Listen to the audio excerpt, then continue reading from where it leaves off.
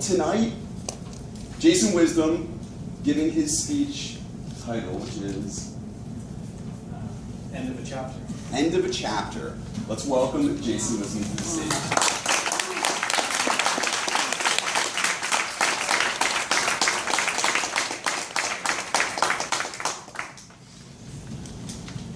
It is good to have milestones. Ladies and gentlemen, fellow Toastmasters, friends. I believe the three most reverent speeches in any Toastmaster's career are the first speech, also known as the icebreaker, the 10th speech intended to inspire the audience, and this, the 40th speech, to complete the Distinguished Toastmaster Award. My first speech was about persistence. I gave 3 examples from my own life about how sometimes persistence makes all the difference in the world. Sometimes all the persistence in the world does not make a difference. And sometimes it's too soon to tell. You just don't know. Now my 10th speech was entitled, What Do You Want? Because every business and spiritual teacher on earth will or should ask that very question of their proteges. And tonight I'd like to expand on both of those themes. My first theme has to do with getting more than what you expect to get. When I first joined Toastmasters, I wanted to become a really good public speaker. So I started signing up for speeches twice a month.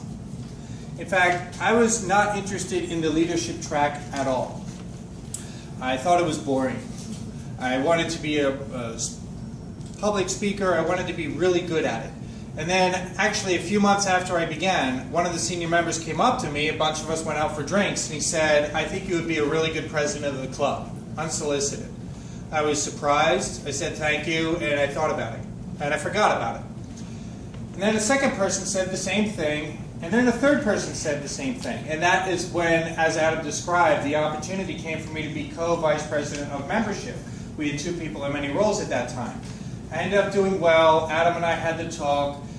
Adam really deserves a lot of credit because he heaped a lot of social proof onto me. I was somewhat shy when I began. I would sit on the side behind a pillar in our own space and just sit quietly where I would be partially obstructed by whoever was on the stage. So I ended up taking really well to that role. Adam spoke with me about the presidency. He helped me. He was an invaluable mentor during those frustrating moments that really only the president and the vice president of education can truly relate with, and I'm very grateful for that. So what happened was, between getting this new space and just the organizational chaos that permeates week-to-week life in any organization, especially a volunteer organization, I learned leadership skills. So my first theme is to, yes, know what you want, and be open to more. The second theme I want to talk about has to do with goals. Goals have been mentioned a few times tonight. Everybody sets goals. And those goals are set with a destination in mind. But a lot of people don't achieve that destination. They never reach there. It's often out of fear. If I get there, what then? So they procrastinate, they get distracted, they sabotage it through some kind of public relations blunder.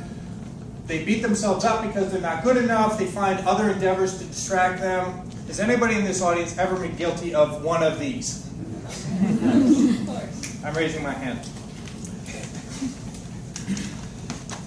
So a big part of the fear is about the unknown. Being in a goal has a sense of identity, and then completing the goal is the end of that identity. And there's a terror, oh my God, I don't know what's over here, I don't know if I'm going to like it or not. And the bad news is you really don't know what's going to be on the other side of the goal.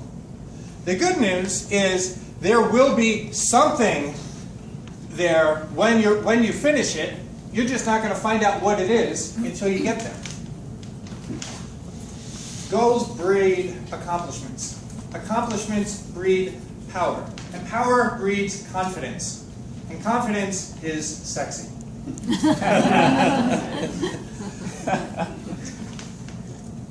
In achieving the DTM, I consider this, I add this to my growing list of accomplishments. And I believe everyone has their own list, and it's worth keeping a list, including running my first marathon, getting myself out of debt, and touring the country with a roots reggae band. I'm very inspired by the Dos Equis commercial that says, "It's never too early to start beefing up your obituary." Stay thirsty, my friends.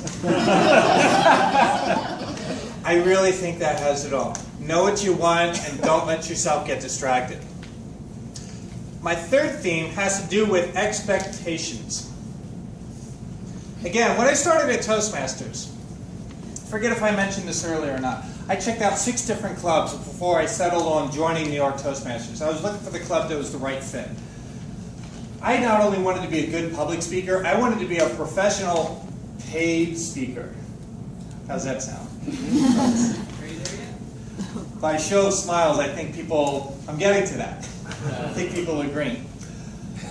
So about a year after I joined, I had my own consulting business. About a year after I joined, I got my first paid speech to a Scottish investment bank for $500. It was about cloud computing. My background is technology. Shortly after that, I got, one of my papers was accepted and I spoke at a business conference in Montreal. Not bad.